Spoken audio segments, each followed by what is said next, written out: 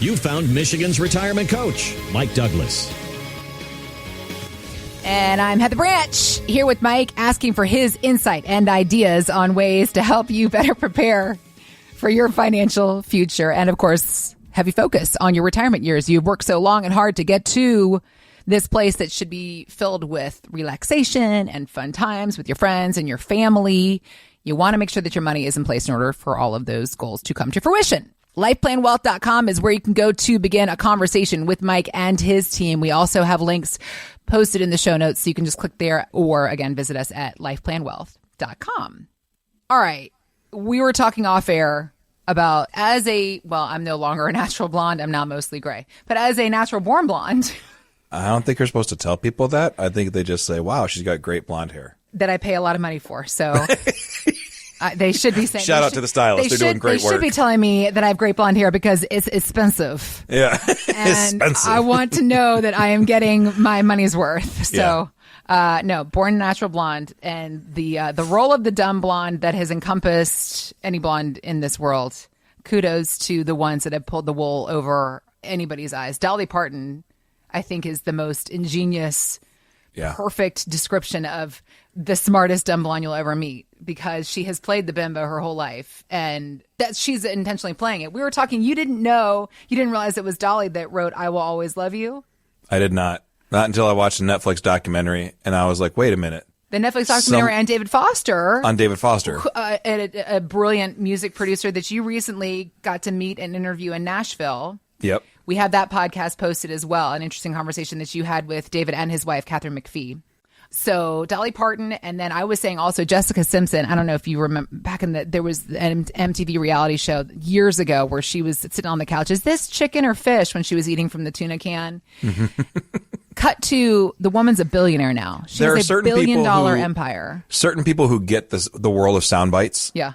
And they can print money. And that's Jessica Simpson to a T.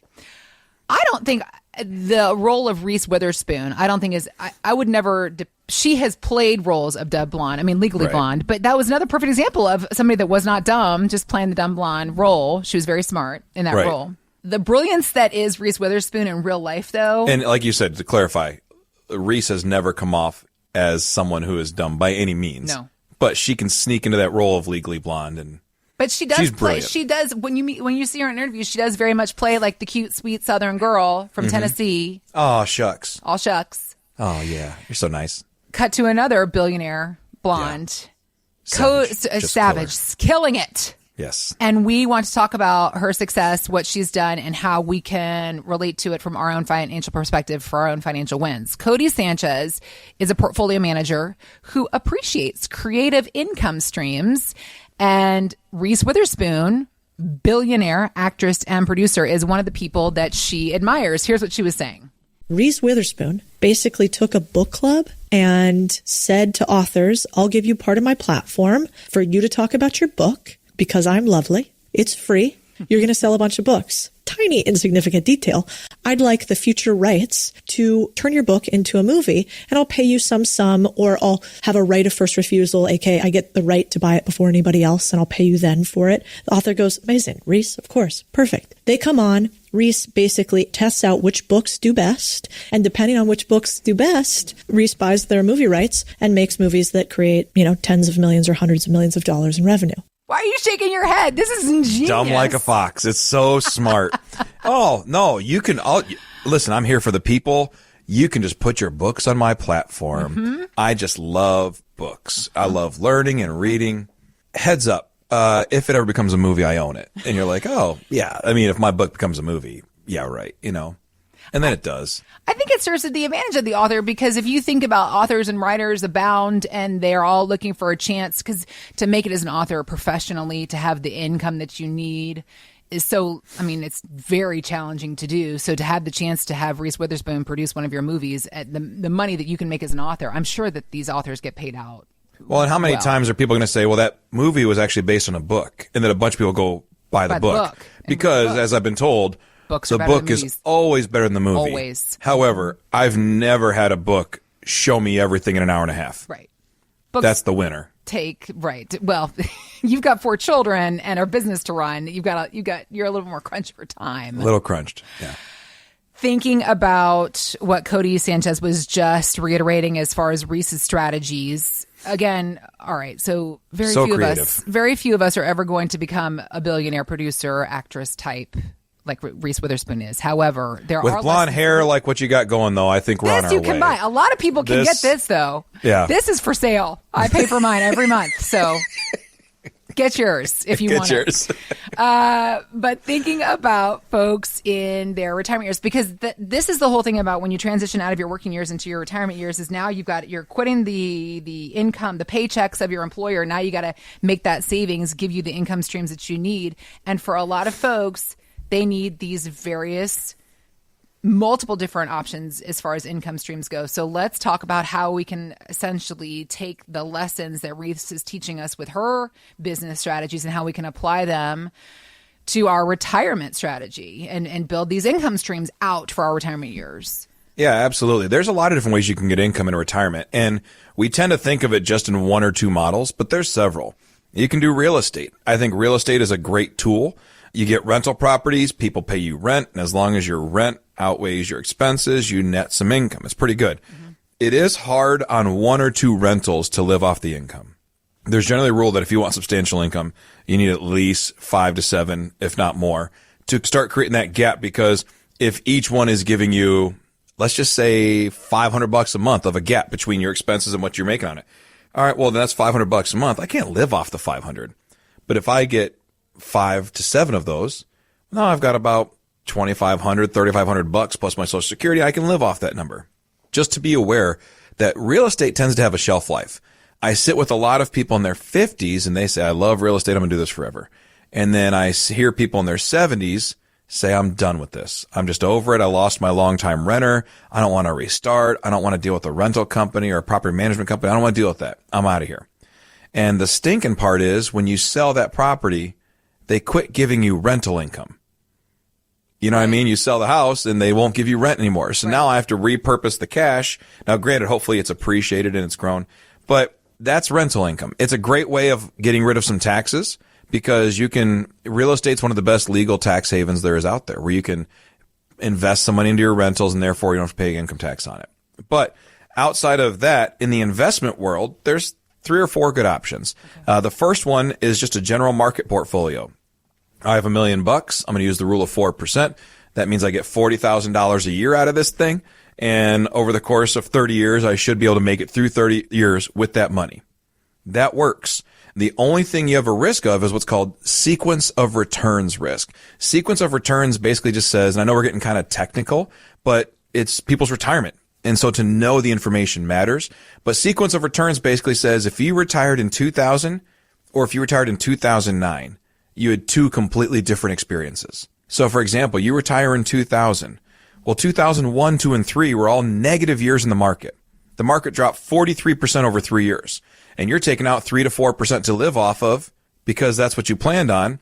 Well, now you're 3 years into retirement and you're down over 50%. Well, that stinks. That's a crappy way to start your retirement. On the other hand, you retired March 2nd of 2009, the very bottom of the stock market. And every year, 2009, the market finished 29% positive, and it kept running up for one of the most historic bull runs we've ever seen in the history of the stock market from 2009 to 2021. And you say, this rule of 4% thing's really sweet. Every year, my balance goes up, which means my 4% goes up, and I'm pulling off of an appreciating asset, and therefore I get more income every year. The market's the best thing in the world. 2 different views using the same strategy. The only difference is what the market happens to be doing when you're ready to stop working. Okay. So there's volatility depending on whether the market's good or bad. If you're taking money out of it, it's called sequence of returns risk. And literally it breaks down to what is the sequence of the returns of the market against when you start taking money out. If it's good, it's great. If it's bad, it's really bad.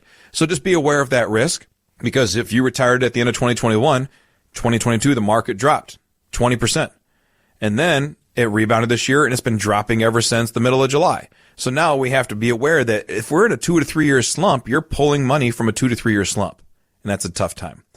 The second option outside of, again, rental properties or the general market portfolio is something along the lines of a dividend or preferred stock strategy or like structured notes. Something like that where you are getting a promised payout based on the amount of money you have invested. So if you buy Exxon stock, they will pay you a 4% dividend. Regardless of how the price point does, you can pretty much count on it because the stock will go up, it'll go down, it'll do all this stuff.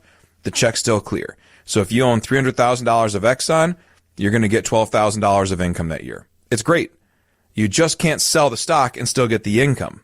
That's part of the problem. So be aware of that. And before I go any further, people say, well, should I get dividend stocks? Should I get structured notes? How they all work?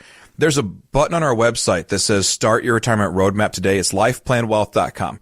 Go on there, click that button, and we'll help you walk through some of those ideas of income and understanding what makes the most sense for you because every family's different. Kimberly and I are going to be different than you guys, are going to be different than my staff, different than our clients because our family has our own setup of risk, investments, all these things that matter. Right. So lifeplanwealth.com, click that button, start your retirement roadmap, and we'll have the conversation.